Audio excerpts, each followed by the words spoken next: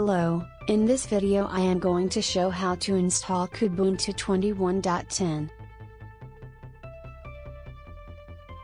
Select your language and start the installer by pressing the Install Kubuntu button.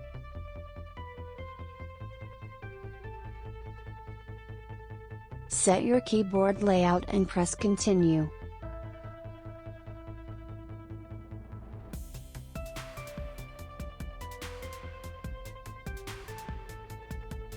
Choose the installation type normal or minimal, and select download updates and install third-party software, then press continue.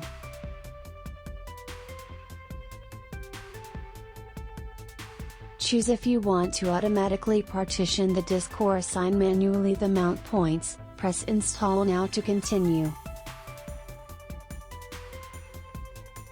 Confirm that you want to write the changes to the disk.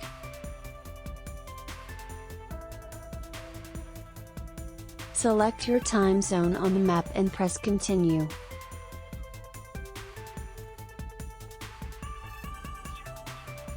Create a user, set your host name and press continue.